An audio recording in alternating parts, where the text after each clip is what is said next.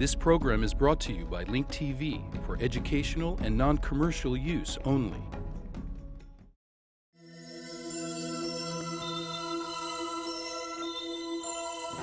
Mosaic, a daily news program from Link TV, presents a selection of news reports from independent and state-controlled broadcasters from throughout the Middle East.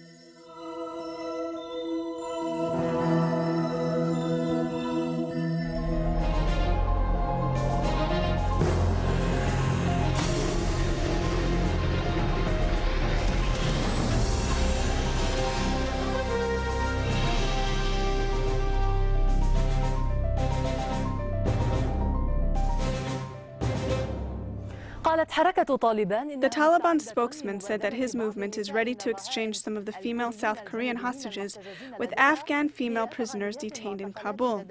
Meanwhile, the families of the South Korean hostages expressed their dissatisfaction because the American President George Bush and Afghan President Hamid Karzai failed to make a decision concerning the hostages. Your old boy from Taliban. Although the Taliban and the families of the South Korean hostages are at odds, both have taken a similar position towards the decision of the American and Afghan presidents to reject making any concession to the Taliban. The Taliban spokesman said that Bush and Karzai looked like war presidents who threatened to resolve matters by force. He held Bush and Karzai responsible for their decision and vowed to continue the strategy of kidnapping foreigners regardless if the Afghan government agrees to release the Taliban prisoners or not. The families of the South Korean hostages were frustrated by Karzai and Bush's statements because they hoped that the meeting between the two presidents would lead to the release of the hostages. They said that the two presidents have failed to take an effective measure to save the lives of the hostages. My heart is full of pain. I feel frustrated. I understand that Bush and Karzai discussed several issues that are important to America and Afghanistan, but they know exactly what is going on. Dozens of protesters gathered outside the American embassy in Seoul, demanding the release of the hostages. These South Korean citizens were expecting more from their American allies. However, the United States believes that making concessions to the Taliban will encourage it to continue the strategy of kidnapping. Although the recent developments do not seem to help the ongoing negotiations for the release of the South Korean hostages, the Taliban lowered its demands. The Taliban spokesman said that his movement is willing to exchange the female South Korean hostages with female Afghan prisoners detained in Kabul. The Taliban had previously demanded that a number of its male fighters be released. The Taliban's new position brings hope that the South Korean hostage crisis may end peacefully.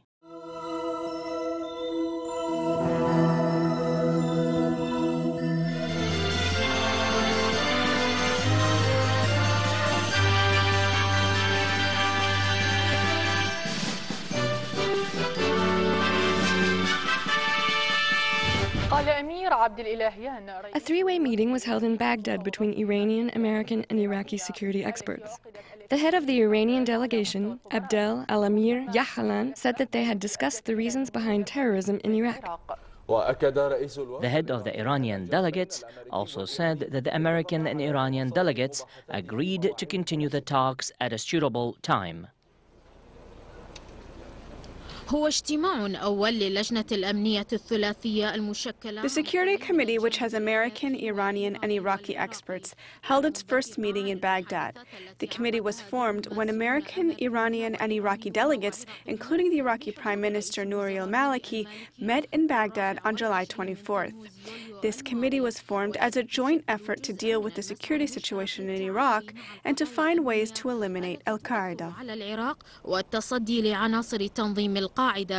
جلسة اليوم وكيل الوزارة يشارك في هذا الحوار وهو حوار فني. A representative from the Iraqi Foreign Ministry attended today's session, in which security issues were discussed at the technical level.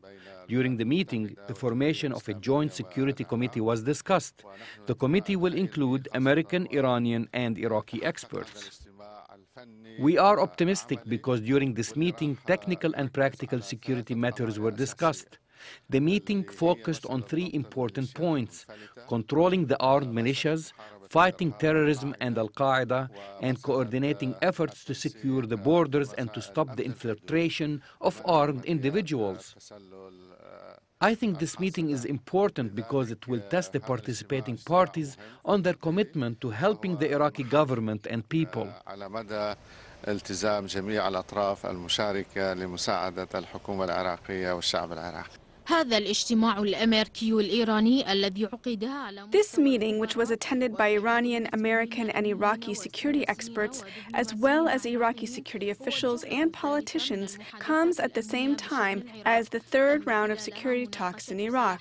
During the meeting, the following points were discussed: the authorities of the Joint Security Committee, ways to coordinate security efforts, and other security issues, such as securing the Iraqi-Iranian borders. الحدود العراقية الإيرانية. The meeting lasted for 2.5 hours in the Prime Minister's headquarters in Baghdad. The discussion between the security experts was serious and frank. We discussed the roots of terrorism. We also talked about ways in which to help the Iraqi government establish security and stability in Iraq. وسبق هذه المباحثات اجتماع رئيس الجمهورية. Before the meeting, the Iraqi President Jalal Talabani met with the Iranian delegation and asked that they show flexibility in their talks with the Americans so an agreement about Iraq can be reached. Prime Minister Nouri al-Maliki is scheduled to visit Iran and Turkey on Tuesday, where he will discuss economic, security, and political issues. Sahar al-Ibrahimi, Al-Iraqiya, Baghdad.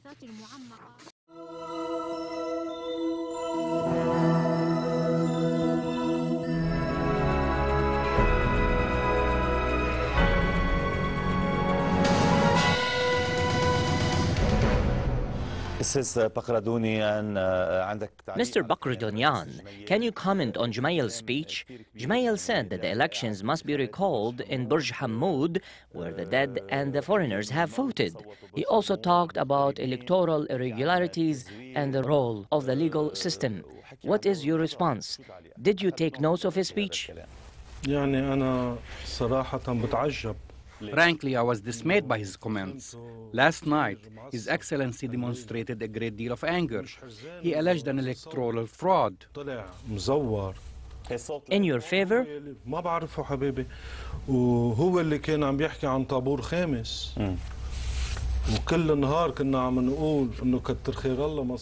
I don't know. Gemayel was the one talking about the fifth column, and thank God we were able to get through the day without trouble. I've asked our parliament member brothers from the Phalange and Inshaq parties if there were any problems. They said no, and I shook their hands with much respect and love. Today I was surprised to hear His Excellency talking this way. I heard disturbing remarks. He said that the dead have voted in the elections. I reminded him and said, Sheikh Amin, if the dead voted in this election, the same dead people voted for you in 1972. Sheikh Amin wonders why we haven't voted for him. However, he does not wonder why he brought a candidate to run against us in the 2000 and 2005 elections. He also wonders why we voted in favor of the National Liberal Party and why we stood against the marginalization efforts in Lebanon. In 2000, they tried to marginalize us in Beirut. They said that we didn't have political connection or heritage. Of course, I, as well as many Lebanese, came from a poor family. They still wonder why we supported the National Liberal Party. Where were they in 2005 when we were marginalized? They marginalized our entire community and they came up with candidates who attained only 2 or 3% of the votes. Did we then commit electoral fraud? What is Gemayel talking about? Does he want to reopen the old files? 2 days ago, Sheikh Amin said that Armenians understand the meaning of martyrdom and they are good people. We represent those Armenians and we do know the meaning of martyrdom. Gemayel knows that the Armenians have a memorial site in honor of their martyrs in the town of Bikfaya. I want to remind him of the 1978 bomb attacks on that memorial site. I want to ask him, who blew it up? They should be ashamed of themselves to talk in that way. It is a shame to implicate the Lebanese for the sake of a vote or a parliamentary seat. And it's also a shame to implicate the entire Armenian community. It's even a shame to talk bad about a party that represents more than 90% of Armenians in Lebanon. I would be ashamed of myself if I talked about Sheikh Amin Gemayel in that manner. خصوص الشعب كرمال صوت واحد أو كرمال صوت بمقعد نيابي واحد. عيب يحكوا عن شعب وعن طائفة بهالطريقة. عيب يحكوا عن حزب بيمثل 90% من الأرمن بلبنان. أنا بستحي من حالي لما بحكي هيك عن أمين جميل، عن شيخ أمين جميل.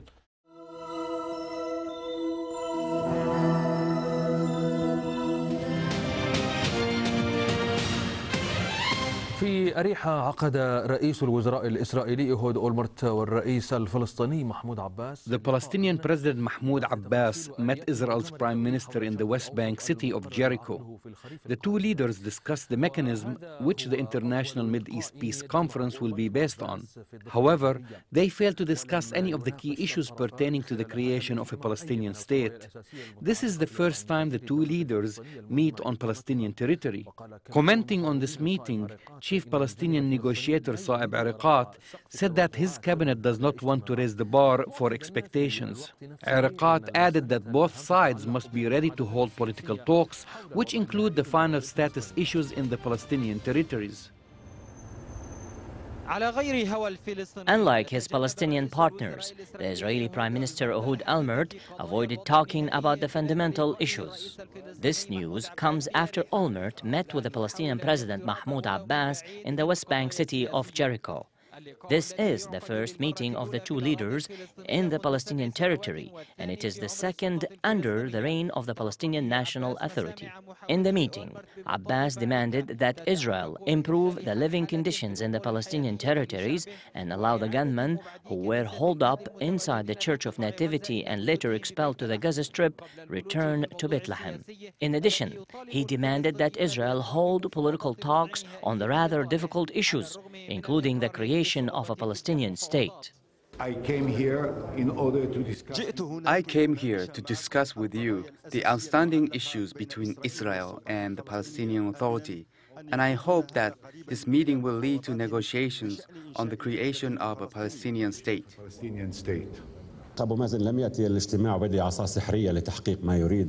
Neither Olmert nor Abu Mazen came to the meeting with a magic formula that will help resolve the fundamental and final status issues. The two leaders agreed to hold a series of meetings which will focus on the discussion of key issues, including the creation of a Palestinian state. However, this issue will be decided by the two leaders.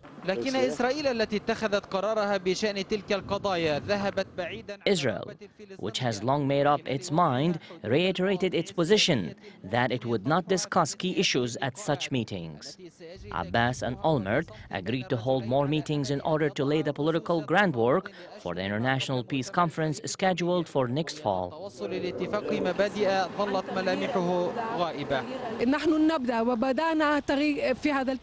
We started to move forward on this political path. This will help improve the general mood in the region and may rebuild the trust between the Israelis and the Palestinians. However, it's wrong to talk in this meeting about the ceiling of expectations, including final status issues. The Olmert-Abbas meeting comes in the context of the United States proposed international conference, and it carries with it a declaration of principles that is limited and hard to implement on the ground, especially in light of the Palestinian division. I believe that Israel will return to its old way of negotiating, which is to put aside or delay indefinitely serious issues. With this, Israel wants to get more concessions from the Palestinians. By accepting to include the political issues in future negotiations with the Palestinians, Israel did not change or soften its position regarding the key issues of concern. However, it wants to pressure the Palestinians into accepting preliminary solutions that do not have a limit or boundary. For Al-Madar program, Majid Saeed, Abu Dhabi Channel, Jericho.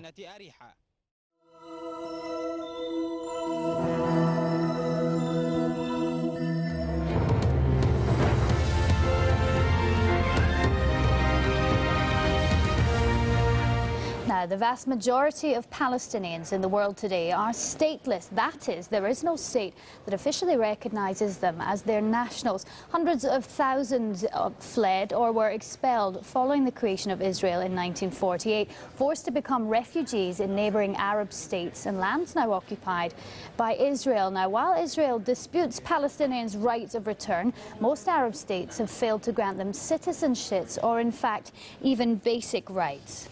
Now, the largest community of stateless Palestinians lives in Lebanon.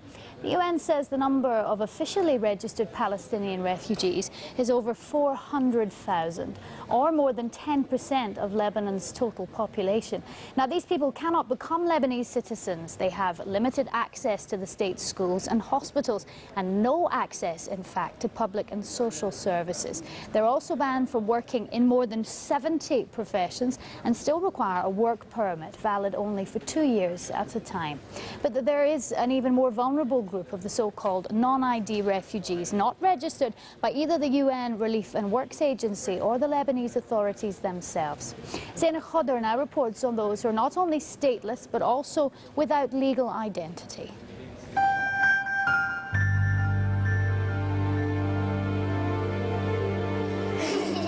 Most children could look forward to a life of opportunity, but at just the age of 10, Mohammed Rantisi appears to be stuck in a futile trap because he doesn't have the right papers. His father, Abdelaziz, has already been condemned to living that life. He doesn't bother to get up because he cannot find a legal job.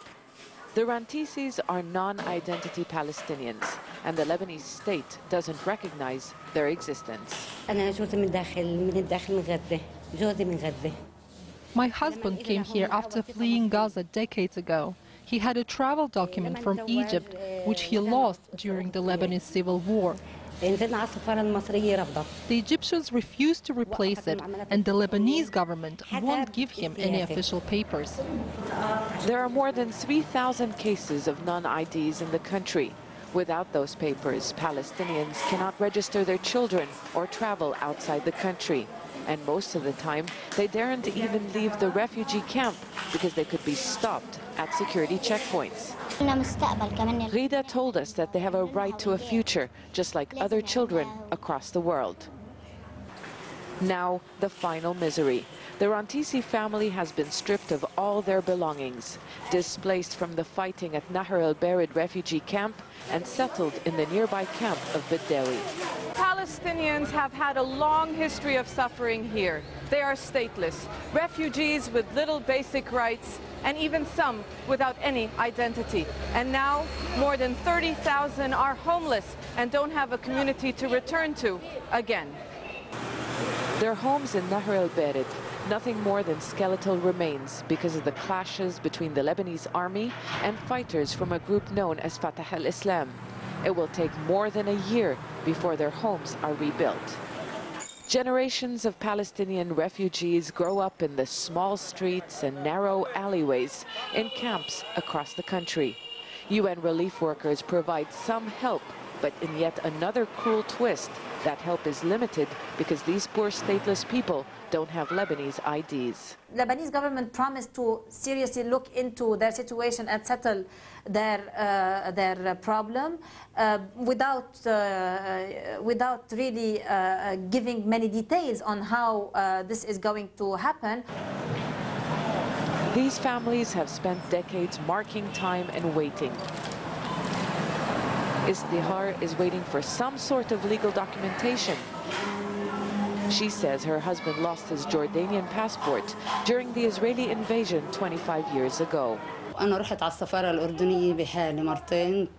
We went to the embassy many times, but they didn't replace the papers. I'm worried about my children's future. What future? Another generation is growing up facing an empty and uncertain life, casting around in the hope that someone will provide them with the shelter of a national identity. Zaina Khodr, Al Jazeera, Bedawi Camp, North Lebanon.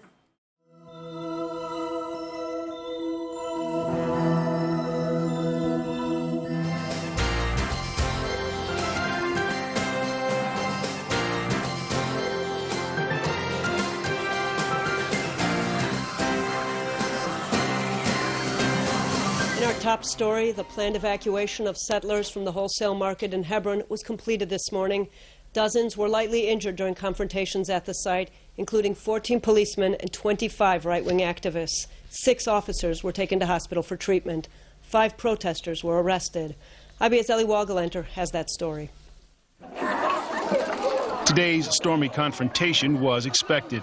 Dozens of right-wing activists barricaded themselves inside 3 apartments in the Hebron market and encircled the area with barbed wire, oil drums, and burning tires. Close to 3,000 security personnel, including 1,000 policemen and some 2,000 soldiers, arrived at the premises early in the morning to remove the settlers. Using heavy engineering equipment, the security forces broke down the doors of the houses, each of which had been welded shut by protesters. As the doors were pried open, dozens of teenagers, some of them wearing masks, took to the roofs of the market, from where they threw rocks, eggs, and light bulbs at security forces. Once inside the first and second apartment buildings, police pulled out at least 24 female protesters. In the third building, police discovered a 4-foot-high bunker made of cement and reinforced wood, where 3 protesters were holed up with flammable oxygen tanks. After trying to figure out how to breach the bunker without harming those inside, security forces finally succeeded in breaking through and removing the activists. At a later stage of the operation, over 50 individuals were actually inside a basement, inside a bunker in the same building. They locked themselves in with iron bars, and it took us approximately half an hour to cut through those iron bars and make our way in and finally take out those individuals that had also entered the building illegally. 2 of the apartments housed the Yahalom and Bar Kokhba families. According to police, the 2 families have been squatting illegally in several apartments in the Hebron market for a number of months. The settlers, however, claimed the property was owned by Jewish families for decades until Jordanian authorities seized it after the 1948 War of Independence. The protesters vowed to return. I'm sure we'll return. This is Jewish land.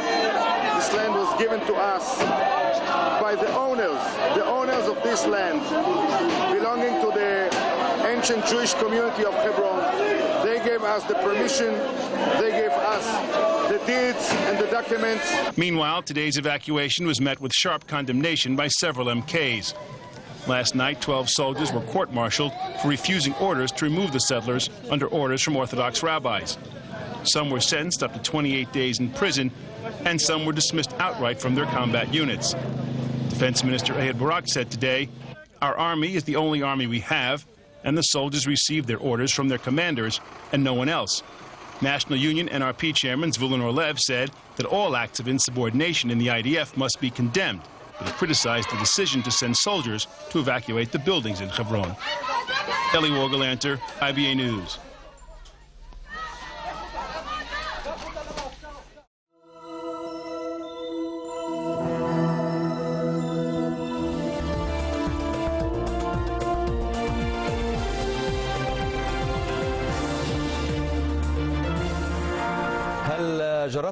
Have you ever tried to intentionally place yourself at the mercy of bees? This is what tens of ill people line up for in a small Egyptian village. A large crowd of sick people voluntarily go to be stung by bees with the hope of being cured at no cost, since they are unable to pay for what is known as modern medicine. Nader Nabil.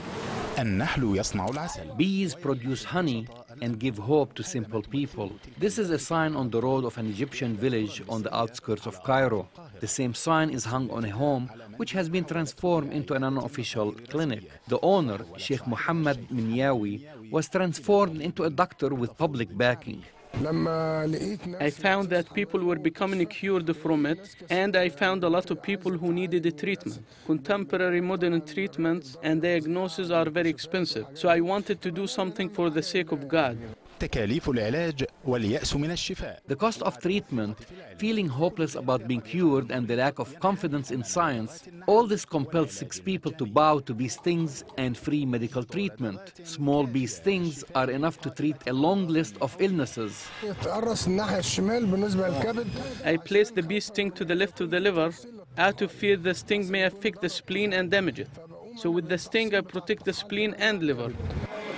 These medical details given by Sheikh Al-Minyawi may irritate people who have studied medicine for years before obtaining an official state license to practice. However, the people here grant this right to practice to whomever they want. Honestly, I got tired of going to doctors. I came here and the pain in my back has been reduced. Even alternative medicine is governed by standards and laws. However, the situation here appears different. Despite all this, there are those who resist succumbing to these things and reject listening to advice.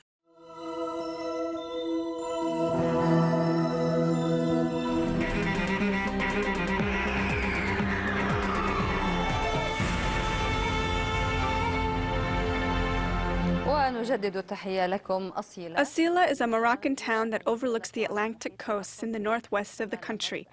It has been transformed into a collective art studio for Moroccan and foreign abstract artists. Paintings, sculptures, and murals were displayed on the city's white walls and winding alleyways. Meanwhile, the residents of the city and its visitors have become art critics, reacting to the artworks and their creators while they're painting and before the works are completed. From Assilah, Adil Al-Zubairi.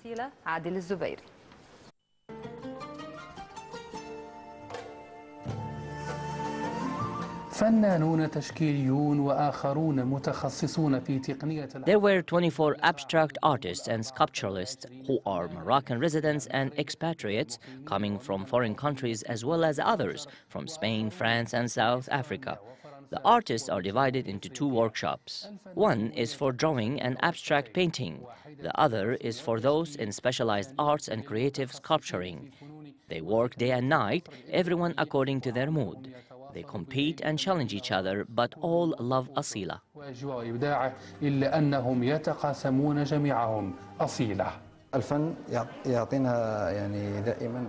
Art always gives us an opportunity to dialogue.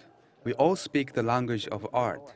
Art and the artists are open and always try to connect with the viewer and with the world. It reveals what is shielded from the public view. The abstract artists come annually to the town of Assilah, all four corners of the world. They insist on making an impression here in Assilah on a canvas, a paper, or a wall. After an idea is transferred onto a canvas, it is exhibited to the world and all the visitors of Assilah. Whether it is a painting, a sculpture, or a mural on a wall, the artworks draws the attention of visitors or the harried passerby. The Assilah Symposium celebrates abstract artists from the start of the Assilah cultural season. During the days of the cultural season, these artists are giving important and strategic spaces to hold their exhibit inside the city, which cannot be hidden from the eye.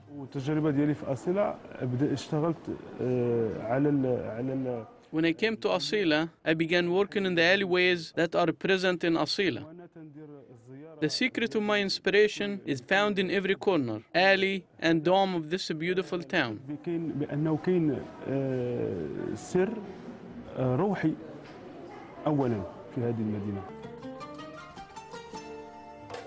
The sun over Assilah provides a natural, warm glow on every painting or mural that is exhibited. Those who visit Assilah or have an appointment with it every year at this time say that its beauty is no accident, but rather this is an ornate town decorated in the existential magical colors. Abd-Zubairi, Al-Arabiya Television, Assilah, Northern Morocco. The views expressed on Mosaic are those of the participating broadcasters, not Link TV or its sponsors. Please visit linktv.org/Mosaic for more information about these broadcasters or to view previous Mosaic programs, obtain program transcripts, or receive the weekly Mosaic Intelligence Report. Mosaic is made possible by a grant from the William and Flora Hewlett Foundation. Additional support is provided by the Firedoll Foundation, the Otto Haas Charitable Trust, and by committed Link TV viewers like you. If you value this program, please send your tax-deductible contribution to Link TV, either through the website or the mailing address listed on your screen.